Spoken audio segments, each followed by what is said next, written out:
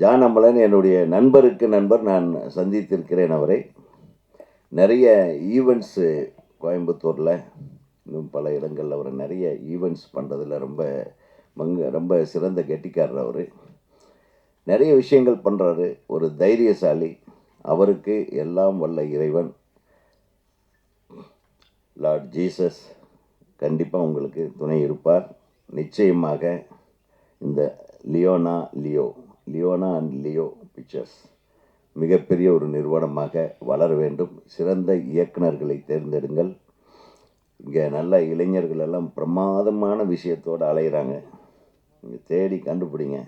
பாருங்கள், அழகழகான ஹீரோயின்ஸு 2 பேர் வந்திருக்காங்கன்னா அதே ஒரு பெரிய விஷயம். இன்றைக்கி திறமைகள் நிறைய இருக்குது. அந்த திறமைகள் எல்லாம் அழகாக ஒருங்கிணைச்சு நம்ம என்ன எடுக்க போகிறோம், யாருக்கு இது போய் சேரப்போகுது, அதுக்கு என்ன முதலீடு, அதிலேருந்து நம்ம பாக்கெட்டுக்கு திருப்பி எவ்வளோ சேரப்போகுதுன்ற இலக்கெல்லாம் சரியாக நீங்கள் டேபிளில் உட்காந்து டைரக்டர் யாராக இருந்தாலும் சரி அதை கரெக்டாக ஒரு கணக்கு போட்டு நீங்கள் வாழ்க்கையை ஆரம்பிக்கணும். திரையுலகத்தை பொறுத்தவரை சிறந்த திரைப்படங்கள் இன்றைக்கி கூட ஒரு மலையாள திரைப்படம் ஒரு 4 லாங்குவேஜில் பண்ண திரைப்படம் ரொம்ப சிறப்பாக வந்திருக்குன்னு பத்திரிகை நண்பர்கள் அவங்களுடைய விமர்சனத்தில் அப்படி புகழ்ந்து எழுதியிருக்காங்க ஒரு படத்தை பற்றி. ஜிப்ராவா 2 படமும் பாருங்கள், எல்லாம் ஒரு கைத்தட்டுங்க. ஏன்னா ஒரு சிறந்த, அதனால் பாருங்கள், அவங்க யாருக்கும் உறவுக்காரங்க கிடையாது.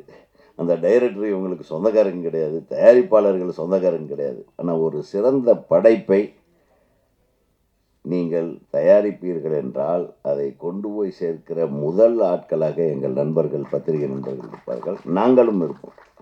நம்ம ஒவ்வொரு படமும் கொஞ்சம் பிட்டாக போட்டு அதையே பாராட்டிகிட்டு இருக்கிறோம். சரி, ஒரு 4 ஷாட்டை கட் பண்ணி போட்டு இந்த படத்தை பற்றி பேசுங்கம்மாங்க. அந்த 4 ஷாட்டை பற்றி நம்ம 4 மணி நேரம் 3 மணி நேரம் இந்த மேடையில் உட்காந்து பேசுவோம் பாருங்கள். எவ்வளோ பெரிய மனசோடு நாங்கள்லாம் காத்து கொண்டிருக்கணும். என்னுடைய நண்பர்களும் பாவம், எத்தனை நாள் தான் இப்படியடா பேசுவீங்கன்னு இவங்க கேள்வி கேட்குறதும் நாங்களும் அது முடாமல் பேசிக்கிட்டே இருப்போம்னு சொல்கிறதும் வழக்கமாக இருக்குது. ஆனால் அந்த திரைப்படம், உங்கள் திரைப்படம் மற்றவங்க பேசும்படியான படமாக இருக்கணும்.